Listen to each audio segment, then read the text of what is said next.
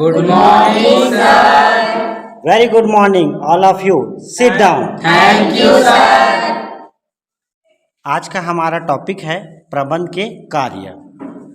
प्रबंध के कार्य को हम समझने के लिए हम थोड़ा सा क्या करेंगे, जो हमारे द्वारा बनाया गया मॉडल है उसके हिसाब से समझेंगे कि प्रबंध के कार्य किस प्रकार से अंकित किया गया है। तो सबसे पहले हम लोग आप पढ़ रहे हैं, हम लोग क्या पढ़ रहे हैं यहाँ पे देखिए, नियोजन का सबसे स्टार्टिंग होता है लेआउट।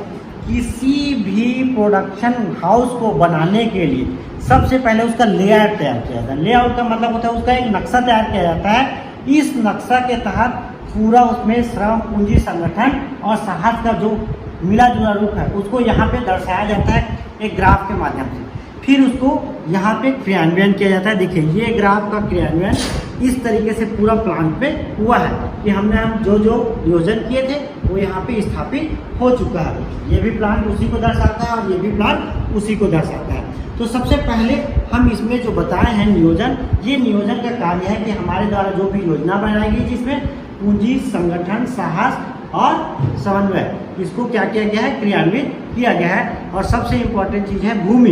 यहाँ पे आप लोग देखेंगे भूमि का उपयोग भरपूर किया गया है, क्योंकि बिना भूमि के कोई भी संचालन कार्य नहीं हो सकता। दूसरा है संगठन। यहाँ पे देखिए अलग अलग कार्यों में दक्ष व्यक्तियों का क्या करना, संगठन होना, ठीक है, जिससे कार्य को आसानी से किया जा सके। तो इस प्रकार से हम यहाँ पे संगठन को व्यक्त कर सकते हैं। उसके बाद देखेंगे संगठन के बाद नियुक्तियाँ।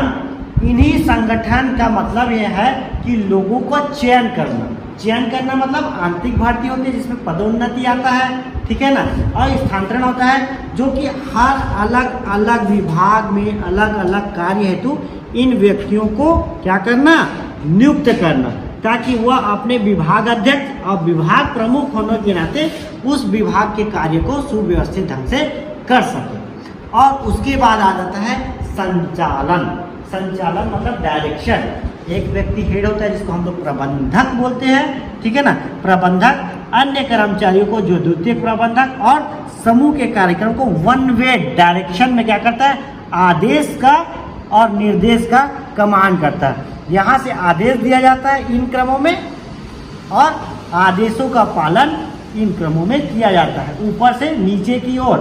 और क्या करता है, निर्देश भी ऐसे ही होता है, ऊपर से नीचे की ओर, वन वे डायरेक्शन पे। इसको बोलते हैं संचालन का कार्य क्या है, लोगों का वातावरण के साथ कार्य हो रहा है कि नहीं इसको देखना, ठीक है। उसके बाद आ जाता है इसी संचालन में एक और प्रमुख चीज आ जाता है मोटिवेशन। किसी भी कर्मचारी को उसके कार्य को करने के लिए प्रेरित करना कि हाँ आपसे बढ़िया कोई काम नहीं कर सकता। यहाँ पे जैसे इन व्यक्तियों को दर्शाया गया है कि आप इस कार्य को कर सकते हैं, उनको मोटिवेशन दिया गया है कि आपके द्वारा किया गया कार्य अमूल्य है, बहुमूल्य है और आपके जैसा कोई नहीं कर सकता।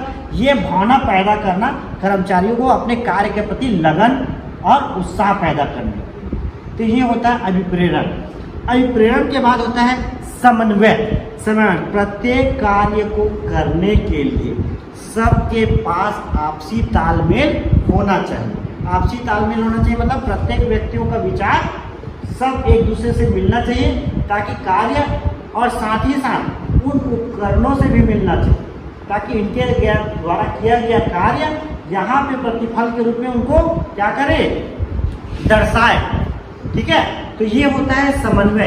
ये पूरा प्लान बिना समन्वय के चल ही नहीं सकता।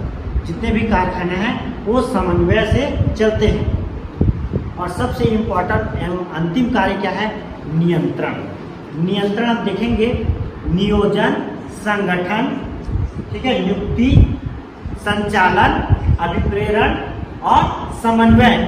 इस कार्य को करने के बाद जो छूट गया या इन कार्यों में जो कमियां पाई गई हैं उनको नियंत्रण के माध्यम से दूर किया जाता है। तो इसीलिए सबसे अंतिम कार्य क्या है, नियंत्रण, ठीक है। ये पूरे प्रबंध के कार्य